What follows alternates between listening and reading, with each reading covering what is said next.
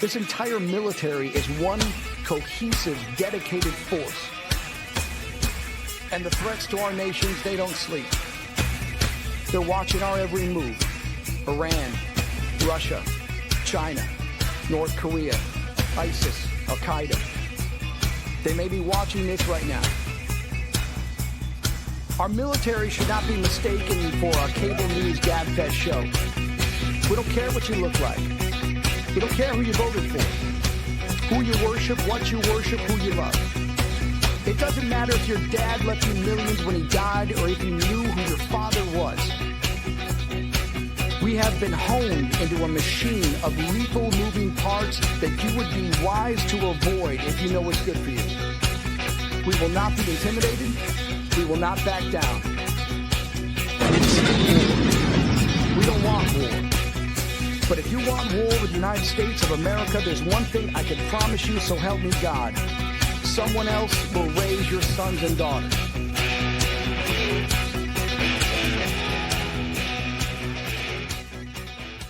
Opinions expressed in this program are those of the speakers and do not necessarily reflect the views or positions of any entities they represent. Find us on the web at mbradio.us. Let's face it, life after service ain't always easy.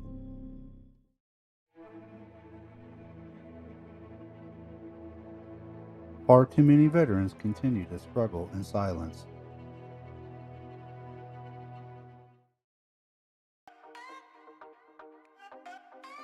But you don't have to fight this battle alone, because we are here to help. This ain't no group therapy. It's the after party to the battle. Full speed ahead, after battle. Real talk, real stories, no BS. All right, ladies and gentlemen, we are back on another episode of Full Speed Ahead After Battle. That means one thing. It is Monday night, 7 p.m. Central here in North Texas. It's 7 o'clock, but it looks more like midnight with that time change that we had this past weekend. So trying to get over that, losing that or gaining that sleep, but it doesn't feel like it sometimes, right? Before we get started, as always, make sure you follow us along on MB Radio, MBR Talk, Military Broadcast Radio. We are worldwide. You can find us on Roku, Fire TV, Instagram, Facebook, X, all the other good stuff. YouTube. You can find me on YouTube at Full Speed Ahead After Battle. You can find me on Instagram at Josh McCabe 817. You can find me on Facebook, Full Speed Ahead After Battle, all that good stuff. Make sure you like, subscribe, share. As I always say, not to make me rich and famous, make sure we get this message out here. Because what this show is about, as I tell you every single week, and I'm going to keep telling you until we don't have to have this discussion anymore, we are here to help our veterans, especially around that transition from the service to the civilian world. That is one of the biggest struggles, one of the leading causes in veteran suicide and mental health awareness. As we always say, 22 veterans commit suicide every day. That means within the hour of this show, it is highly likely that one veteran commits suicide in the next 60 minutes. Once you factor in the first responders and the general civilian public, that number climbs to almost 30 a day, somewhere around there. So that is not just a veteran topic, but it is a worldwide topic that there's a stigma around that people don't like to talk about, that people think it's a touchy subject, and it is. But because it keeps happening, it's something that we do need to discuss. And we're going to get into that a little bit today. But before we get started, let's wrap up the last week. So here we are, November 3rd. We're after Halloween. That was over Friday night. So that means only one thing, that Walmart is starting to put out their Valentine's candy already. So get ready for that candy. March, St. Patty's Day will be right around the corner. It seems like they're putting out stuff earlier and earlier every single year. But this is the start of, I'm going to call it Veterans Month. I know we only get a day or maybe a week, but we're going to go ahead and call November Veterans Month. Veterans Day is coming up November 11th. That'll be next Tuesday. I know there's a lot of different great events going on around the country. So if you can, please join one of them somewhere. There's a lot of good stuff. I know this past week I had the honor of speaking at the inaugural Justin, Texas Veterans Day celebration. They did a walk from City Hall to Bishop Park. It was about 1.2 miles, and it was in the rain. I haven't spent that much time in the rain since my last gun mount watch in the Gulf of Oman. So it was good, though. The community turned out. We had quite a large showing. Even the mayor of Justin was out there walking in the rain in his suit and coat and cowboy hat. Great turnout. I had the pleasure of speaking next to Don Graves and several other veterans. If you don't know Don Graves, he is a World War II veteran. He was on Mount Suribachi in Iwo Jima. He likes to claim at 5'8" or somewhere around there, he is carrying a 70-pound flamethrower across Iwo Jima with a bunch of his other guys. One of very few that made it out. He is, I believe he just had a birthday, turned 100. And he's still getting around, still talking, very passionate. Every time I hear his story, it definitely instills a new sense of pride and patriotism in myself, along with everyone else that hears his stories. But there's so many great veterans out there that past weekend. This weekend, Hazlet, Texas, VFW Post 10374 on Avondale Heights, 287, just outside of Hazlet. We're holding the inaugural Hazlet Day Veterans Day celebration. We got mayor speeches coming from Mayor Gary Holsey, our post commander. We have Tank Gunner coming out. He was a Vietnam veteran. Wrote a couple of award commendations for, I believe, Medal of Honor recipient. He's an author of several different books, so he'll be out there. We got a lot of great veteran groups coming out for this. The Irreverent Warriors of DFW will be out there. They are another veteran group that is centered around veteran suicide and mental health awareness. So they'll be out there supporting us, as well as the VA Veteran Suicide Coordinator. She'll be out there. A VA advocate for benefits will be out there as well. We've got a food truck, donuts, all kinds of other stuff. So make sure y'all come out to Hazlet. Ceremony starts at 10:30 a.m.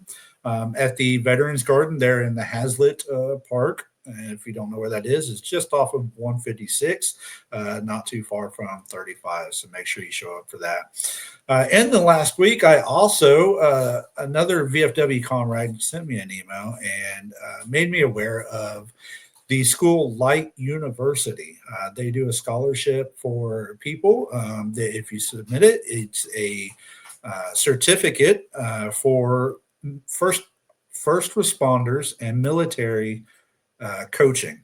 And so I completed 2 certificates, the basic and the advanced, in first responder and military coaching around mental health and suicide. So I'm hoping to be putting those to work within the VFW, or just, any veteran that needs the help. I know there are a lot out there. So that about wraps it up. No, it is 7:00. We got until 8. I'm not trying to rush my guest off here by any means, because he's got so much great information.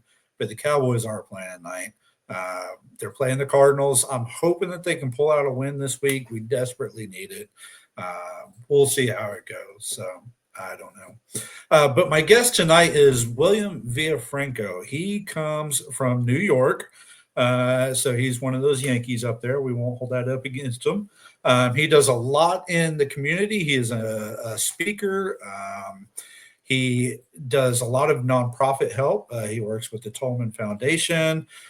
He comes from Wall Street, but he has a lot of experiences when it comes to personal experiences. And so we'll get a little bit more into that and some discussions that we had prior about having him come on.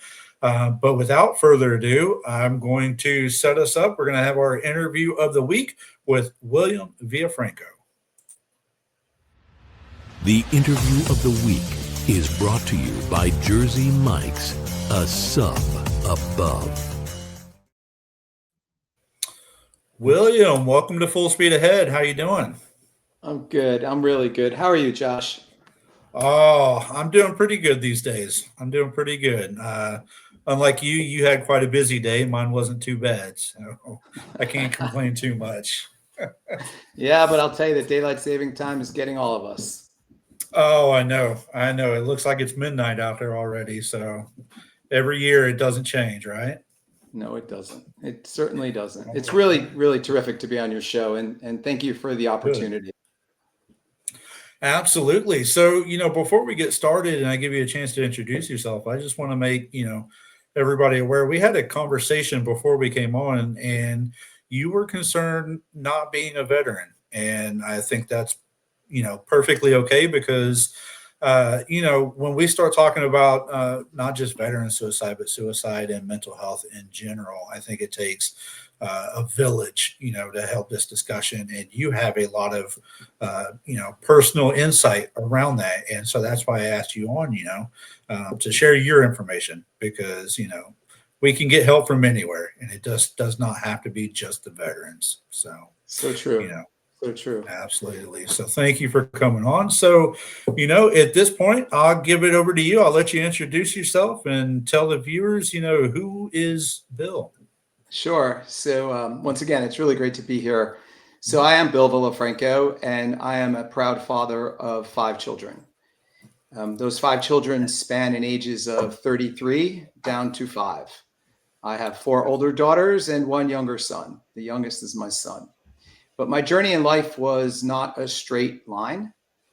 Like all of us, we go through periods in our life where we question, should we even be here any longer? And I had a few of those questions along my journey. Some of my daughters are listening in and they'll probably hear some of this for the first time, but there's nothing better than being able to share a story, perhaps giving someone insight that may be able to help them. But my journey pretty much started when my second child died. I had a little boy who died at birth, and I was all of 28 years old. And imagine going to the hospital thinking that you would have a little baby to bring home, only to be told by the doctor during the delivery that he passed. And again, 28 years old, beautiful daughter at home, wanted to bring my son home, but unfortunately it didn't work out that way. But what I did was what everybody tells you not to do. And I just pushed it down, and pushed it down. I put my head down and said, I'm going to make my life and people proud of my life. So no looking back, let's look forward. And for the grace of God, I have 3 more beautiful daughters, and all doing very well in life now. But again, I pushed that down for nearly 15 years. And before I realized that I lost my son, and I mean realized because I didn't want to think about it, I didn't want to even let people know that this happened to us, I became very, very depressed and didn't know where to turn. Luckily for me, I had met a monk in Bangkok, Thailand, where I started a school with a friend to help eradicate human trafficking. And this monk tried many years to get me to meditate. And I just resisted. I didn't understand it. I didn't want to sit in my silence. I was too afraid of what it would bring up. Until one day he broke me down and he taught me how to meditate.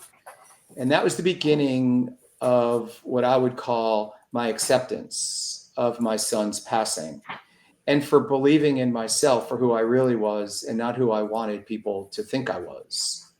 And when you can get past that, when you can let people see the true inner self, you can overcome anything. And after years of learning how to meditate and learning how to look inside myself and to observe my thoughts and to observe my feelings, did I go through another very difficult episode in my life where one of my daughters started experimenting with drugs and eventually became addicted to heroin. And at that moment, there was no helping until she wanted the help. And again, veterans, it's very similar. They want the help. They don't know how to ask for the help. And at some points, they might even be ashamed to ask for help. Again, these are people that held up our flag in the worst battles, ones in which many of us could not even envision. And yet, they're sitting silently because they don't know who to ask and how to ask and where to ask. And this is exactly what happened to my daughter. But standing by her, like we stand by veterans through their most vulnerable times, she finally opened up. she finally got the help she needed. And she is almost 9 years in recovery right now. But it took the other 3 girls and their support for her to see that life was worth living and the fight was worth fighting. And she did. And for the grace of God, she's here now with 2 beautiful children and really the world in front of her. But it all came back to this meditation technique that I was taught, because in her worst periods, when I thought we would lose her, I had to train my mind to not hold on to that thought, to train my mind to look beyond it. And as my monk meditation teacher tells me all the time, the key to that is to change the object we're thinking about. Change that thought. And the best way to do it, and we all do it, is when you hear someone in our panic say, take a deep breath, take a deep breath. And all they're telling you is, stop thinking about what you're thinking and think about your breath for a moment. And then when we do that, our mind shifts. And if our mind can shift, we can really look at what we were thinking about subjectively, looking down inside of it. And we can look at, is it our perception or is it our memory? If it's our memory, we know it's not real. We know that it happened already. If it's our perception, it's what we think may happen to us. And it hasn't happened to us. So why do we hold on to these things? And these basic principles have brought me through many hardships in my life and have brought me to a place of peace. And you can only imagine how I would look at my cell phone in the middle of the night, wondering if it was someone calling me to tell me my daughter was no longer here. And the PTSD that I went through was very difficult. And that's very similar to the PTSD that veterans go through and others go through that have tragedies in their life. So to be able to tame your mind, to be able to train your mind in a way that is not holding on to the past, but looking forward, is how I've overcome many things in my life, even to this day.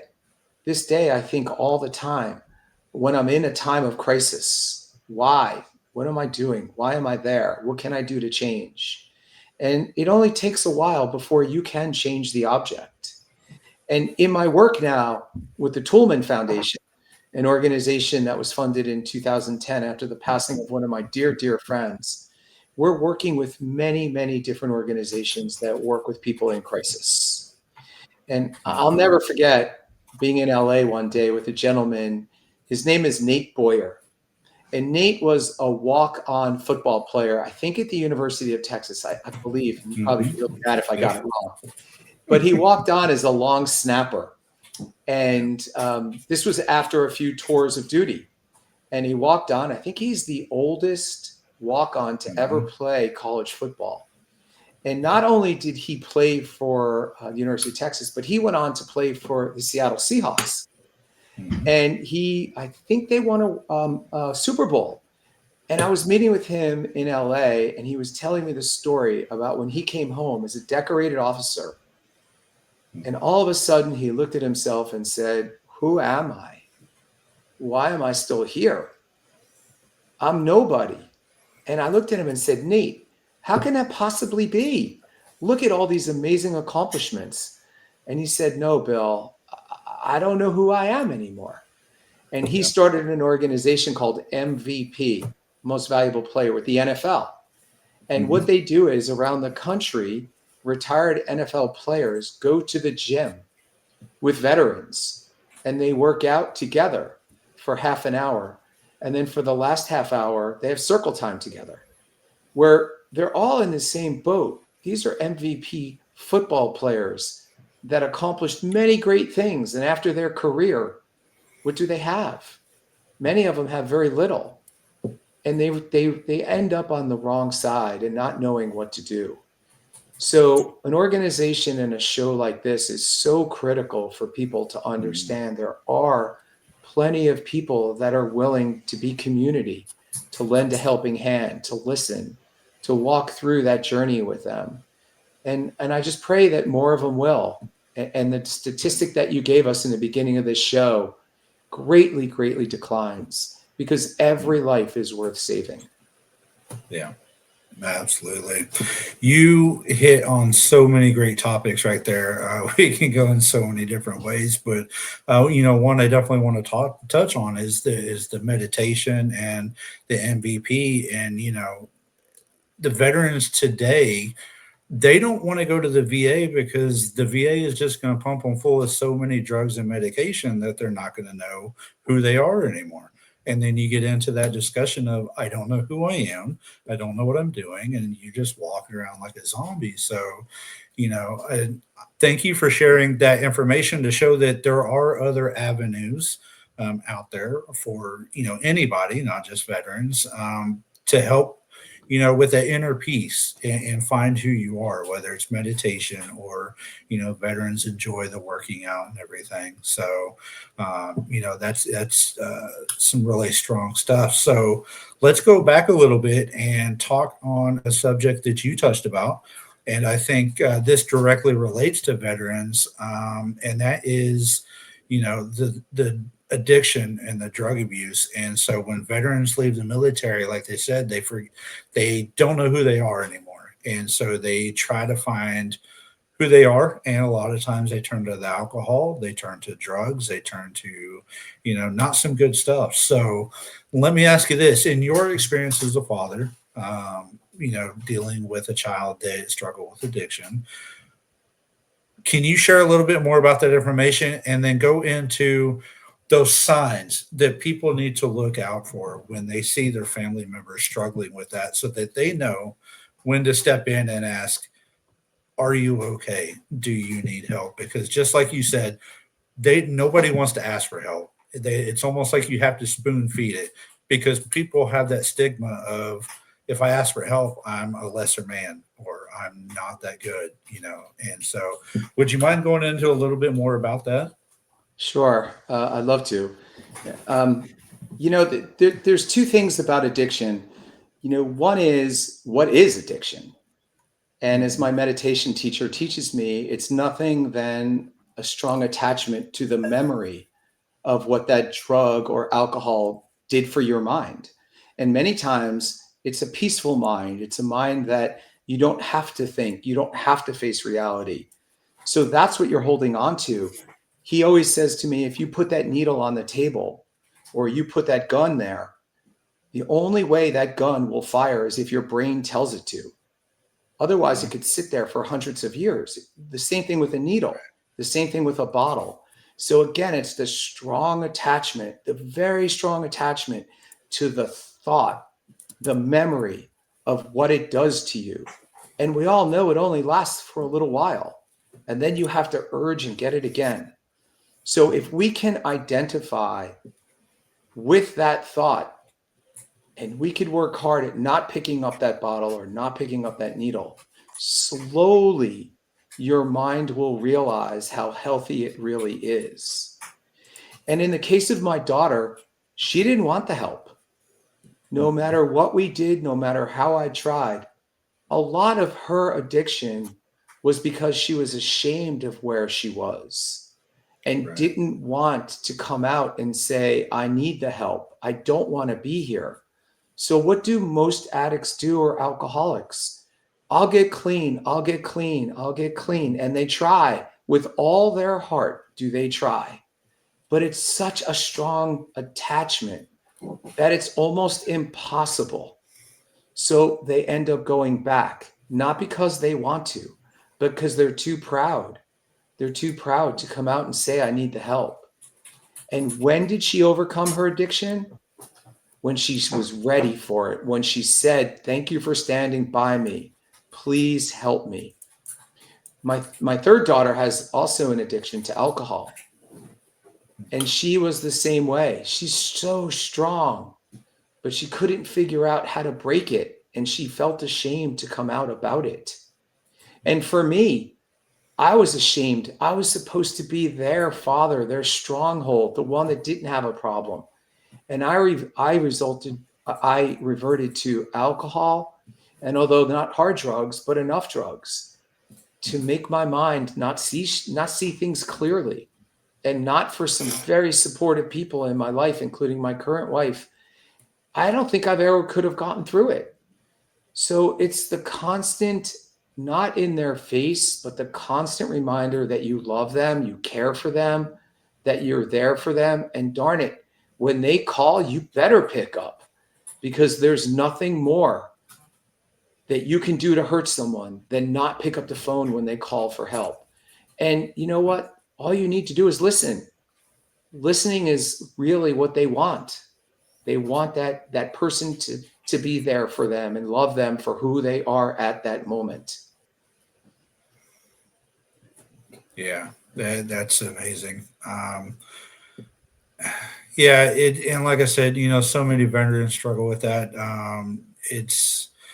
I think it's because, for so long serving in the service, you're doing so many things, whether you're fighting in a battle, whether you don't even go overseas, right? You still serve in your country. And there's that stigma in the military. If you ask for help, then you're not going to be promoted. You're not going to, get that role that you want. And the military community, they look down upon that type of stuff. And then so when you get out and you're on your own now, trying to find your way, you still carry that with you of, if I don't ask for help, I'm a lesser person. I'm a lesser man. I'm a nobody. And so veterans don't want to ask for help. And that's, I think, is a lot of our struggle. And, so sharing with family members, and this is why I say it's not just about the veterans. We have to educate the family as well, the family and the friends, to know what to look for. To be able to reach out and ask them, are you okay? I see you spiraling. Let's talk about this and let's do something about it. So, thank you so much about, being vulnerable about you and your family. And I hopefully that shows people it's okay to reach out and ask for help. So, yeah, Josh, isn't it true that in the military, you're taught that the team wins, right? Mm-hmm. The division wins, yep. Not one person wins. And isn't it ironic when you come out and you're facing addiction, you don't want the team around you. You mm-hmm. want to be by yourself. You want to be able to conquer this yourself. And the truth is, nothing in life can be conquered without the support around you to help you conquer it. And, I call them, daughter 1, 2, 3, 4. So number 2 and number 4 were so supportive of number 1 and number 3. And number 3 has been supportive of number 3. And 3 was so, like, they all support each other. And we all need to support each other, because life is not a straight line up, right? Yep. It's not a vertical line by any stretch of the imagination. There are lots of bumps in the road that we all need. We all need someone, and we just have to have the courage to ask for it. And thank God I asked for it, because I could not be happier and prouder of all of my kids. That's amazing. Yeah, you're 100% right. It seems like when we leave the service, we forget about that teamwork and what made us, successful in the military.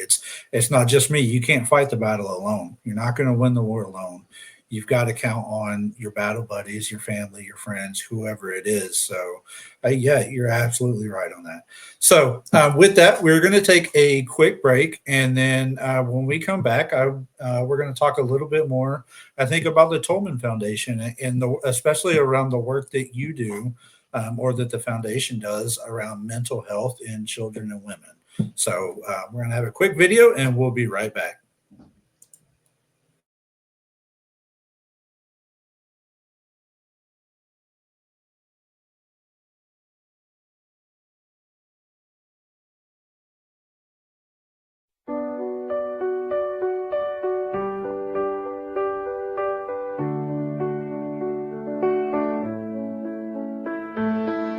Whatever happened to the brave young soldier? He was a good friend of mine.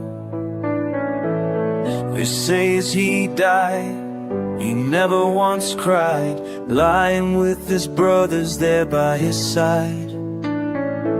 At 19 years old, he was sent off to war. not really sure what he was fighting for. So he fights for what's behind him and his brothers beside him. Together they'll weather the storm. 9 long months later and he's still alive. Fought several long battles you shouldn't have survived. Then the IED exploded as the ambush unfolded. He laid there bleeding as his brothers all died. Whatever happened to the brave young soldier? He was a good friend of mine. They say as he died, he never once cried, lying with his brothers there by his side.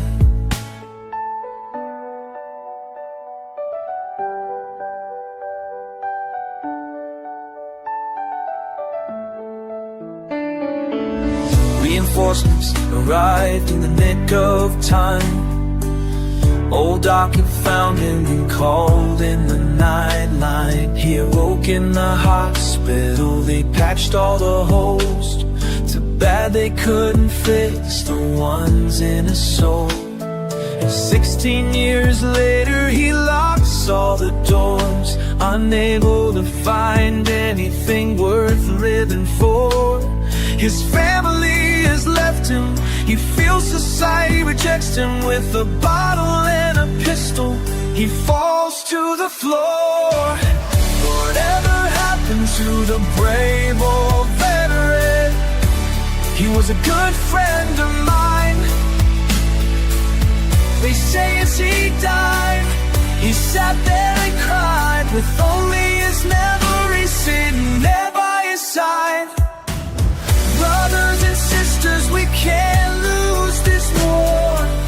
Have we forgotten what the hell we fought for? Pick up the phone, go knock on a door.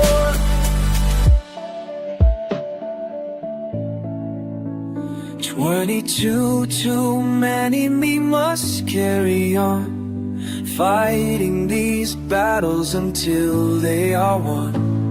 We know that we walk on the edge of a knife, but one simple call can save a life.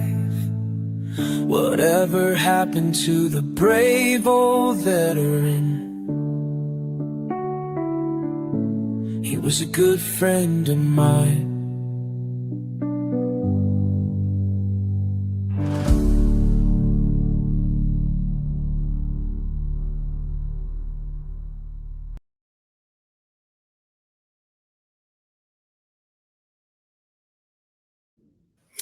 All right, ladies and gentlemen, we're back on Full Speed Ahead After Battle after that quick break. If you're just now tuning in, make sure you like, subscribe, share, all that good information. And we are with William Villafranco this evening. He's a philanthropist, advocate, speaker, father. He just shared his information about himself and his daughters, his family, addiction, loss, recovery, all that good stuff. And so, let's get into something I think that is very important to you, and that is the Virginia B. Tolman Foundation. Do you mind sharing a little bit about what that foundation is and what y'all do? No, I would love to. Thank you, Josh. So Virginia Toolman was a dear, dear friend of mine. She sold her business in 1995 for a large sum of money. She had no children, and her husband had passed away only 9 years into their marriage. So we were talking, she was very young. And when she sold her business, she was looking for a money manager to work with. And that's part of what I do is I manage money. And she selected me. And her idea was that she was going to really introduce me to many of the philanthropic organizations she worked with, but more importantly, she was going to teach me the way in which she gave money away. And that meant that she was going to teach me how to look inside a person to see their values, to see if their values matched her values. Because what she believed in is someone's values are critical to giving them money. the mission could be amazing, but if the values don't align, you don't have a grant that she would want to give money to. Not that it's not worthy, just not for her. So we traveled around the world until she died in 2010, and she left a very simple estate plan, in essence, leaving quite a large sum of money to Georgetown University Medical Center, a gift to the Dayton Community Foundation, where she lived for a better part of her life after growing up in St. Louis, and then the remainder to her private foundation. But the interesting thing, Josh, is she left us no direction. So 3 people to give away her money. And I'll never forget her sitting me down saying, Bill, you know me. What good is my money if I tell you what to do with it and manage it from the grave? So I want you to go where the most need is. So we spent 2 years interviewing people, interviewing cousins, interviewing business associates and friends. And we determined that she was most interested in women in the arts, underprivileged children and youth, along with their families. And the third pillar is medical research, which is where she made her fortune. So we dove into that. And I'm so proud to let you know that as of this year, we've now given away our $100 millionth grant. And it's an amazing accomplishment that 3 people had set out in 2010, only 15 years ago. And we were able to give money away to charities that we believe meant a lot to her. And she was a nurse, and mental health to her was critical, absolutely critical. Maybe part of it was because her grandmother moved into Virginia's home when Virginia was only 8 years old when her grandfather suddenly died. So the traditions and the values that her grandmother brought to the house were brought into Virginia's life and carried through her life. So we're supporting many different institutions around the world now, many dealing in the mental health aspect of life. I mentioned a school in Bangkok, Thailand. We started to help eradicate human trafficking. We're in our 20th year, and we've now helped 500 young girls, and they become nursing students after 1 year of education. But the trick of it is that they are guaranteed a job when they graduate. So these girls are doing amazing work in Thailand. And every year I go and I speak to the girls and I say to them, there could be the richest person on the sidewalk in the middle of a heart attack and they need help. Do you think that they're going to interview you to see if you're qualified to help them? No. They're going to ask you to do anything you can to save their life. And that's the way life is. You know, people jump way too fast. We're not getting to know the people that are asking for the help or asking just to be friends. You know, there's another organization I'm executive director called My Face in New York City. And we work with individuals with cranial facial differences, either born or acquired during their lifetime, and many Army veterans. And, you know, here we go. We have a scar on our face and people want to identify us as that. And as someone said to me last week in New York when I was with this young woman from Michigan who tragically was shot by her stepfather, who then committed suicide, and then he killed her mother. And she had lost her eye with a bullet going through her eye. And she said to me, you know, Bill, it's not an accident. It's an incident. An incident. And I thought, wow, that's really remarkable. A 25-year-old girl. So I love to get to meet people. I love to make a difference. I love to be part of the lives of the people that we help. And Virginia gave me that gift. And it's been an unbelievable gift for me. Wow. You know, you mentioned the MyFace and helping veterans with that. Do you have any information or share some stories on, you know, I know some guys accept the wounds, right? And they wear that as a badge of honor. Some people are a little bit self-conscious and they don't want to be looked at bad guy, right?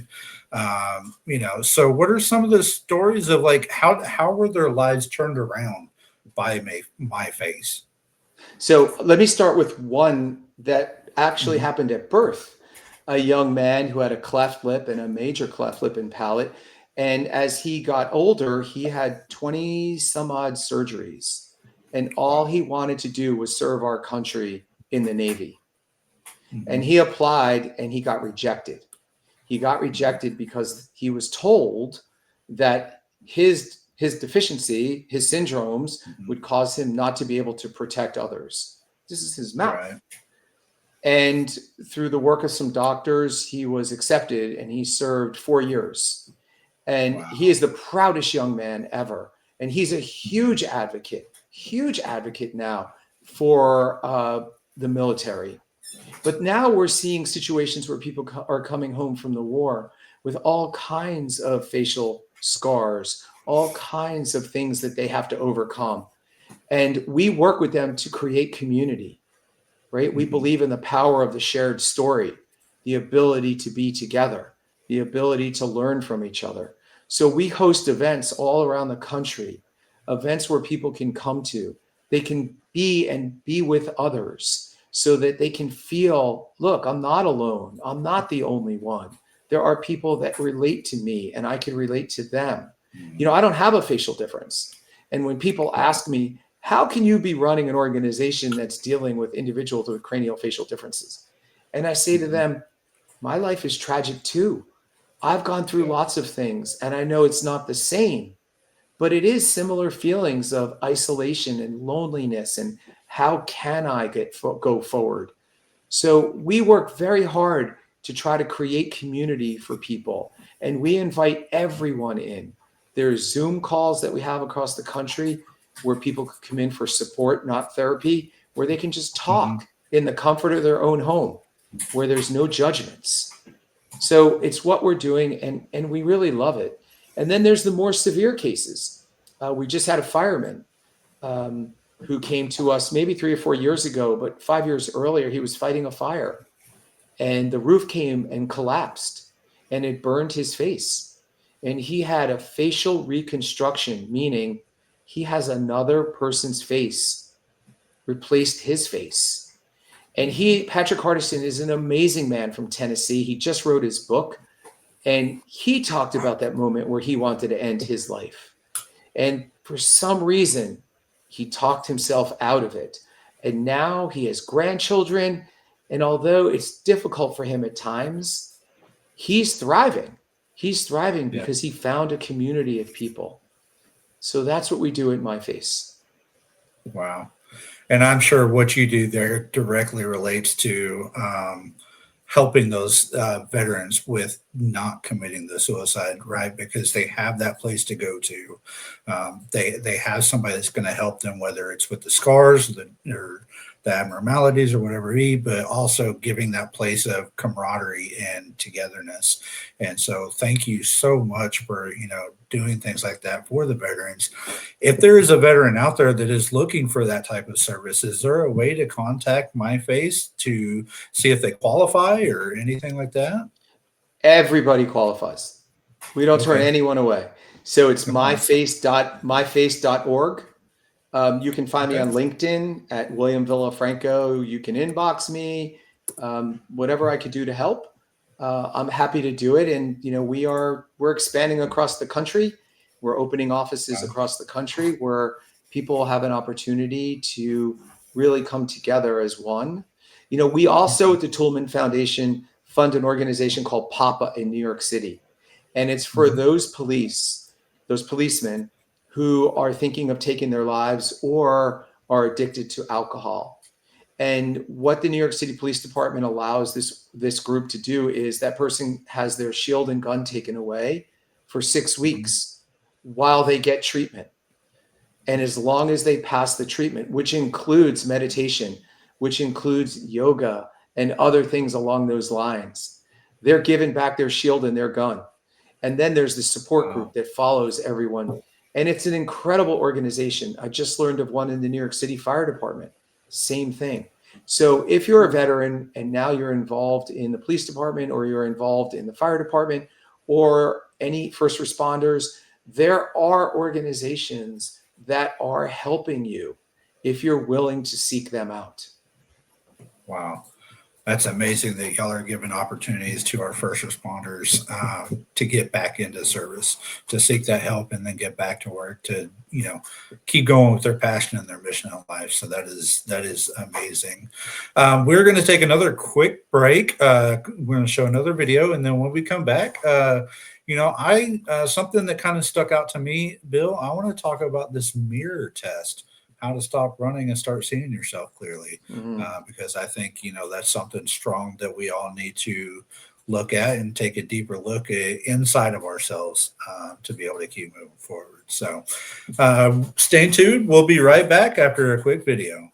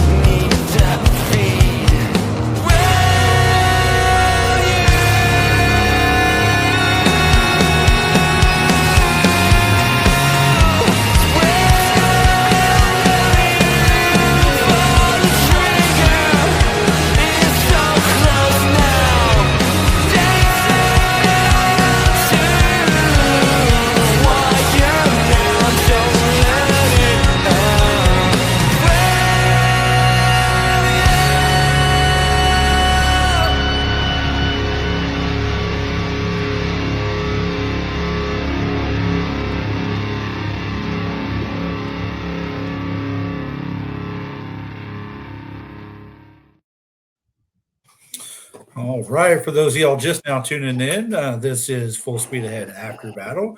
That was Die Tired with their song Need to Feed.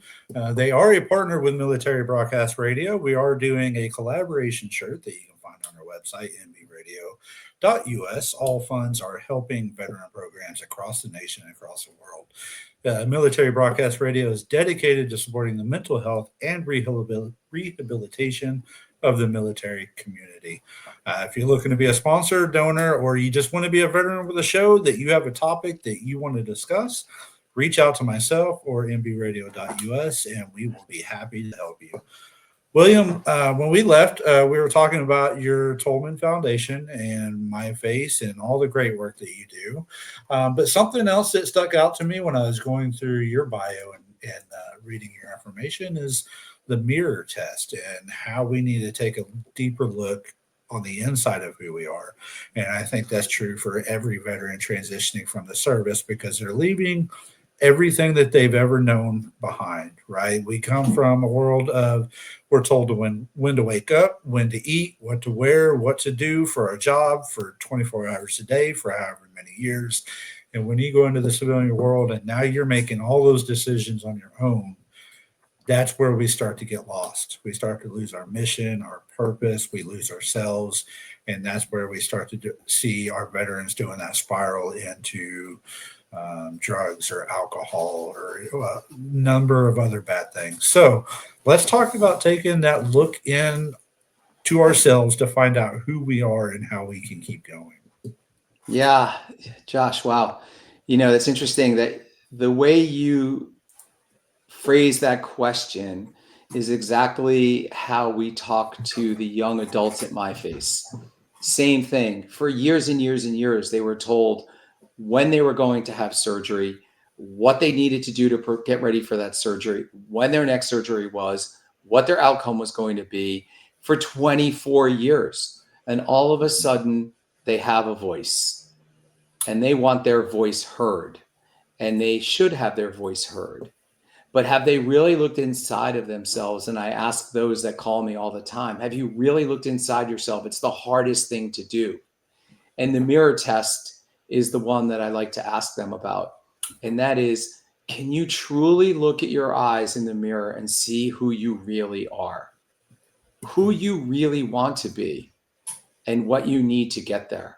And just the other night, I'm a big yogi, and just the other night I did a restorative meditation class, which is a very, very easy class for someone who's a yogi. It's 4 positions and you're on your back the whole time. But the idea is to open up your heart to something maybe that you've been hiding, something you don't want people to see, or you yourself don't want to see. And my mother died in 2020 very suddenly from a pulmonary embolism. And the day she died, that evening, my father moved into our house and lives with us to this day. He's almost 90. And do you know, Josh, just like my son, I should have learned better, but I never dealt with my mother's passing. And just the other night, in one of the restorative positions, it opened up. My emotions just came flying out. I was crying. And normally when we cry, we don't look in the mirror because we don't want to see that we're crying, because that would indicate pain or weakness. But I looked in the mirror and I saw the pain that I was in, and I saw how weak I've been in not dealing with it. And I'm back on my track with my meditation teacher more than ever to try to really get to understand why and who I am today, because we change. As life changes, we change. And this is a learning. Our whole entire life is about learning. And the more we can learn about ourselves in these different phases, the more we can be there for others. I actually have a tattoo on my heart, and it says forgiveness, but it says it backwards.